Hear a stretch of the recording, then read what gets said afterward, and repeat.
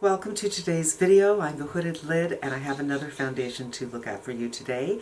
Today is my very first experience with this brand actually. This is, I might not pronounce it right, I think it's Kjaer Weis. I believe this is a Scandinavian, which is kind of a broad term, foundation. Take a look at this bottle. This is frosted, but it's not square, it's not round. You can probably tell a little bit more about the shape from the bottom. And ooh, I need to, because this is a dropper. So it's an organic line, okay? This is what the packaging looks like. It looks like, although it doesn't say, it's like a combination of, it could be paper. It has a smoother feeling than paper. It's called Invisible Touch Liquid Foundation, and there's really not much else to say about it. I got it on Beautylish, and Beautylish doesn't have one of those tabs like how to use, so I don't know. They say it's long wear. Has good ingredients like chamomile water. I don't know if there's evidence of chamomile water actually being good for your skin. There's hyaluronic acid, and yeah, let's see. And I am shade 136 Ethereal. So I got this yesterday, and I just wanted to test it on my hand, and I'm going to do the same thing for you right now. So this is what it looks like. This feels quite tight, that fit, which is good. Maybe it won't be so messy. And you can see how this drops. It isn't super thin. I'm not going to do much more because I want to compare it to this. Because this is what I think of as a serum foundation. This is by Dior. And it's not quite as tight when it comes out, and it is a little messy, to be perfectly honest with you. And then look at how this drops. I mean, this is very liquidy. And then holding them up together, the Dior is really moving fast. So that's one thing about the texture. It's not quite serum-y. There's a thickness to it to the touch, where for me, there's not thickness to this. When I put this on my face, I do 2 drops and blend them in, and 2 drops and blend them in. Whereas this is a little bit closer to a more traditional foundation. I also found, and for the sake of time, I'm probably not going to show you right now, that while the Dior really dries down to a natural to matte finish, the Kjaer Weis does not. It is pretty shiny. We've been there before recently. It doesn't say how to apply it. Fingers, blender, brush, whatever. So I'm just going to do fingers, which is my preferred. And I'm just going to do the same way I do the Dior. 2 drops, and let's see what happens.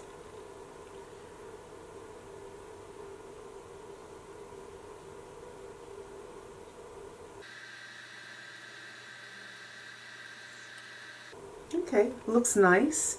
It's very shiny. Now, filling up this dropper is kind of annoying.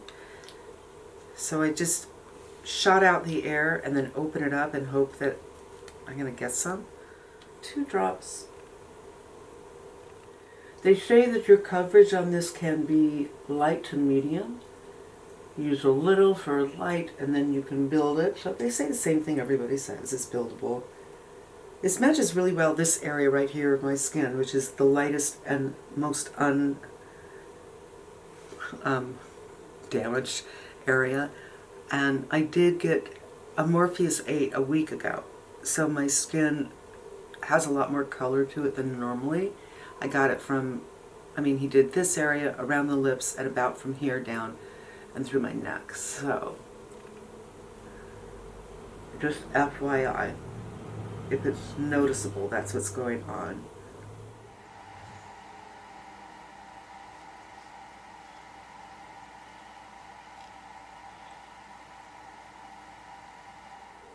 Alright, so that is half my face with my finger. I would say it is light coverage, and I would say it's super shiny.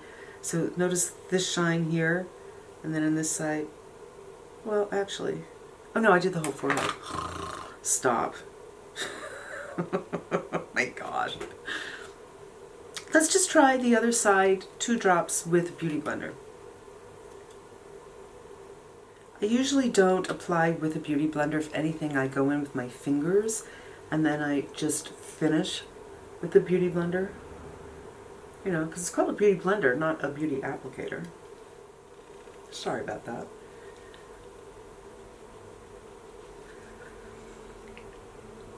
As would be expected, the finish on the Beauty Blender side, a lot less coverage than on this side. So if you like to burn through your money and your foundations, use a Beauty Blender. Apparently there's oils and waxes in here, and I get that oily kind of feeling. There's a heaviness to this. I don't think I would enjoy this in the summertime. And there's that coverage. I'm just gonna get the Beauty Blender on it. No problem, really. I mean, teeny problem around the crevice of the nose. I think the color might be pretty decent for me, but definitely a lot of shine. I don't know, I feel compelled to build a teeny bit on the cheek there. And then we can go in with blush. All right, let's play with blush. Let's go in with this one. So I'm going to be doing a fairly neutral face, and this is the Charlotte Tilbury limited edition Pillow Talk Something of Dreams.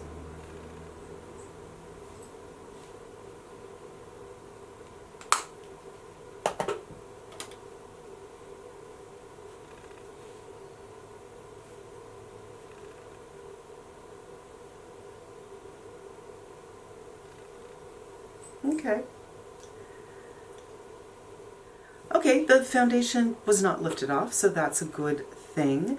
Now let's try one of the Fenty's, because this formula is very different than, this is more dimethicone, where the Charlotte Tilbury is more tacky. I can't really explain it other than that. So let's go in with this one.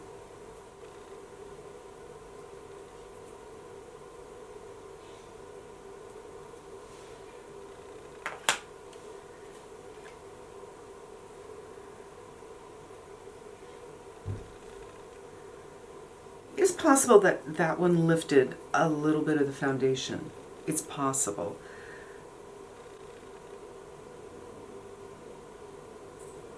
I'm just going to move you in so you can see from side to side. Now for me, this is just a tad bit too shiny. I'm going to need to powder it. And that will be a nice little test for us because... What are you doing, Lucy? Because the Chanel just didn't look good when it was powdered. However, this, look at all that powder. This doesn't have that same thing Chanel had, where Chanel, it felt like it had these pearlized powders in it and just kind of added this beautiful finish to your face, this blurring effect that was stunning. It didn't have much coverage though, but I found when I used a powder, that kind of went away. This does not have those pearlized powders, but I have to say, you guys, the skin looks pretty nice from 2 feet. Let's do a little powder and see what happens. I'm a little afraid.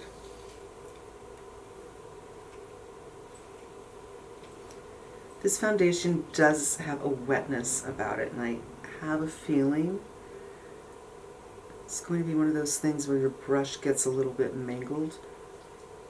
And you're not going to make it matte, you're just going to knock down that shine on the forehead. And now I'm just going back and forth to make sure hunks of powder hasn't adhered to this somewhat sticky-ish finish of the foundation. Now this is a finish I can get next to. See, there's still a little bit of radiance on that forehead, but it's not shine. And the brush is okay, but you saw, I hope, that I used a very light hand and was very ginger about my application. Now I want to do the cheeks a little bit. I just don't like shine right here.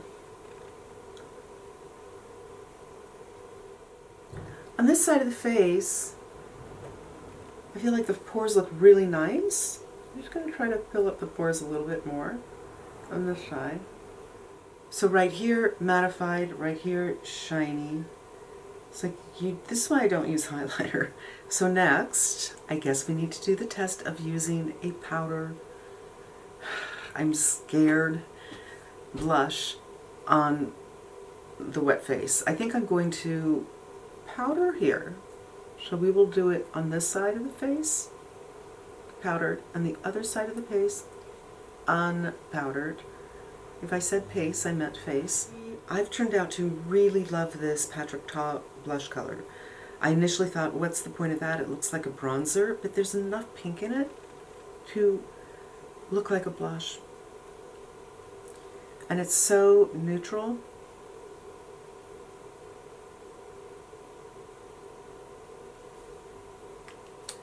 And I'm going to pull you in so you can see what's going on.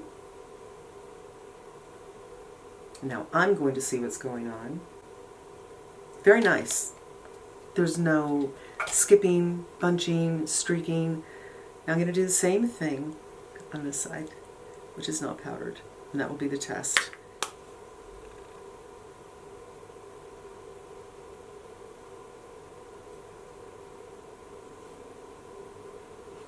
It feels like it's pulling.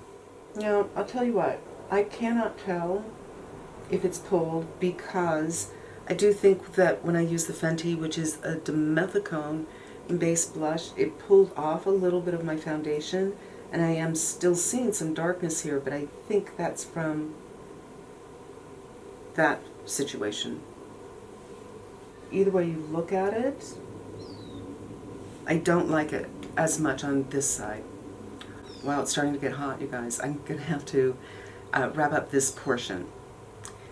And then we'll come in and check in about 3 hours.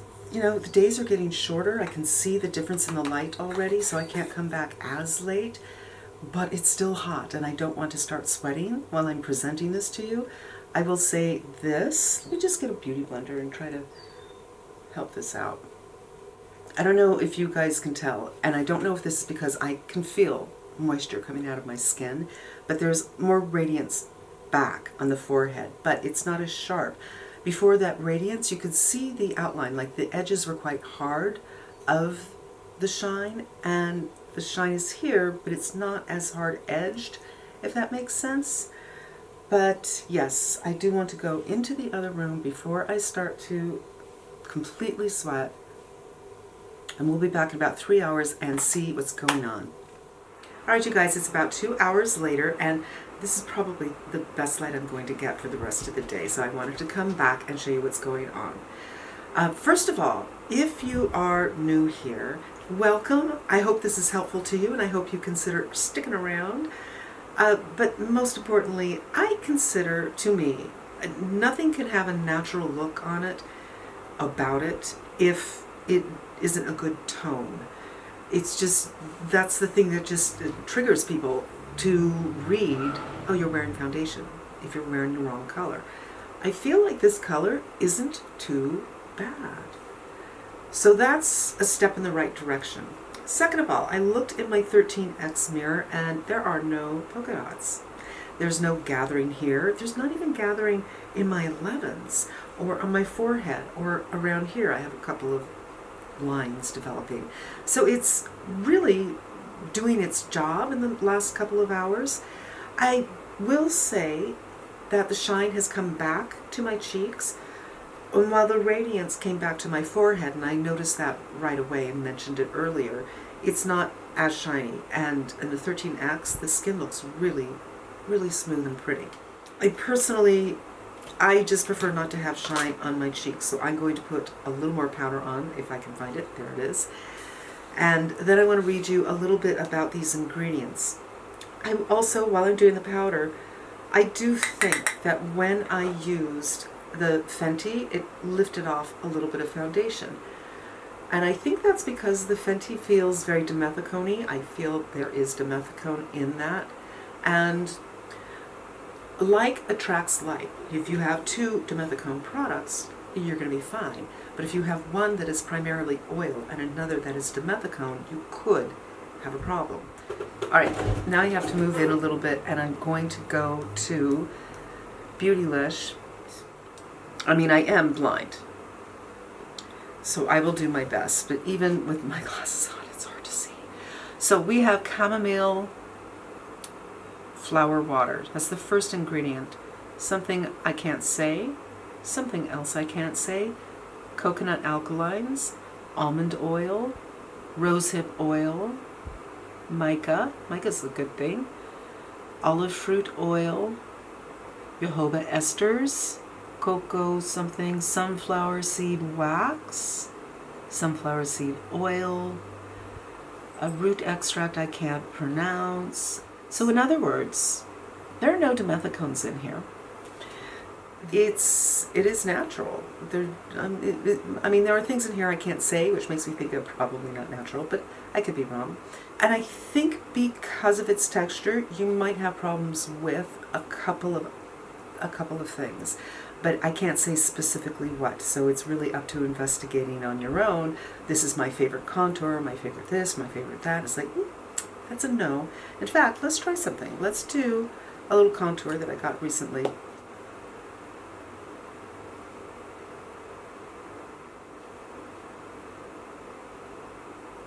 There we go.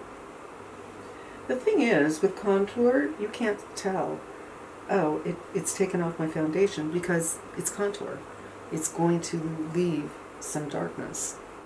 There's no problem with this. And I put the foundation on a couple of hours ago, so yay. So here are my conclusions with its compatibility. It seems pretty compatible with everything. I would be a little careful with dimethicone products. In other words, I would try this on with a product before. I wouldn't just wake up, put this on, try my dimethicone based blush or bronzer or whatever and go, oh no, now I have to start over again.